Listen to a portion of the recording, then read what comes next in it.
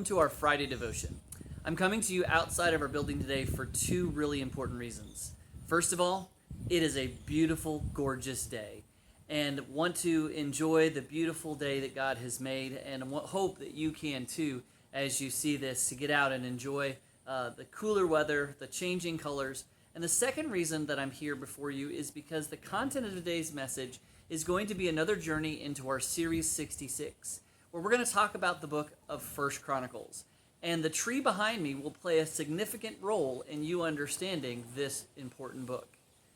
Chronicles is part of a larger story that is also found in Chronicles. In our Bible, it is two separate books, but when it was originally written, it was one continuous story. If you spent any time in the Old Testament, these early books in the Old Testament can sometimes be hard for early modern readers, because they tell us things that we just don't really understand or know. Now, in 1st and 2nd Chronicles, one thing that we will see is that as you get into the book, you will notice that there's a repeat of some stories and some characters and some events that already were told in the previous larger book that was divided into 4 books in our Bible: 1 Samuel, 2 Samuel, 1 Kings, and 2 Kings. Now, one of the reasons that some of this material is repeated is because it comes from a different source and for a different purpose. The main character here in 1 Chronicles is King David. And so we hear a lot of his triumphant stories and wonderful things, and the author chooses to delete out or to weed out some of the less desirable things of David's life, things you would hear in 1st and 2nd Samuel. The reason for this is because most scholars believe that this particular book, 1 Chronicles, was written at a time when the people of Israel were in captivity or shortly thereafter. And so it looks back on the history of God, of what God was doing, particularly through King David, to show them that there is hope. There's a hope for a future, that the Messiah who is promised is coming, a Messiah who would lead in the vein or the way that David did. And so he wants to give them hope. Another thing you will notice here in Chronicles, related to our tree behind us, is that there is lists and lists of names and genealogies. It's a family tree of sorts, a family tree of the people of Israel. And in our own family trees, we have so many branches, so many different ways that things could go.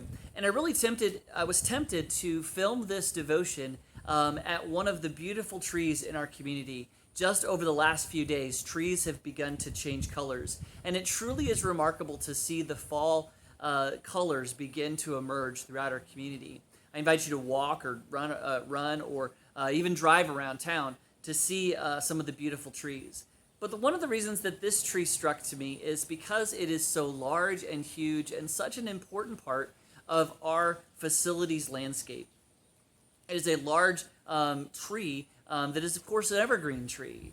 It reminds us that the ever-growing grace of God and his faithfulness through the years stays evergreen, even in the midst of the changing colors. So it's kind of a both and. And so in 1 Chronicles, you will see several names and genealogies of families.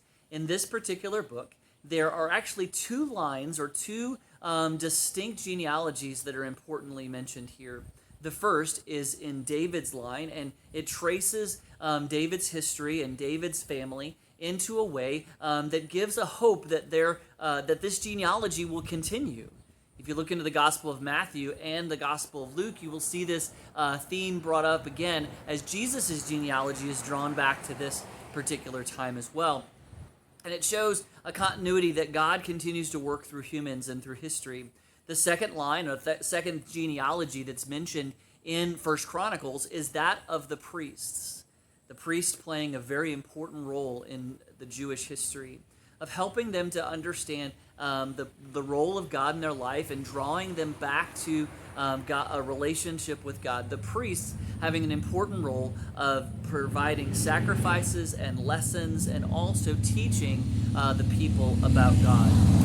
I want to tell you about one particular story here in 1 Chronicles. After you get through all of the genealogies, which happen from chapter 1 through chapter 9, lots of names and lots of things that are hard to pronounce. If you ever happen to get in those, I remind you, don't struggle to pronounce things exactly right. Simply use first and second letters, and it'll help you to kind of wade through some of those names and see the connection to David, but then also to the promises of God.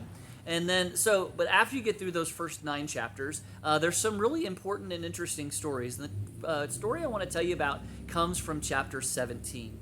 In chapter 17, David has a reflective moment. And he begins to think and he begins to pray about all the blessings that God has given to him. And he says that I have lived in houses of stone and beautiful mansions and wonderful places and things that God has given me. And God lives in a tent. Thinking back to the exile and those who were moving from captivity into a promised land and then the growth of the kingdom of Israel. And God throughout that time was living in a tent that was moving around with the people. And David thinks out loud. He prays and also asks the prophet Nathan, what should I do about this? How is it that God lives just in a tent, but I live in houses of stone?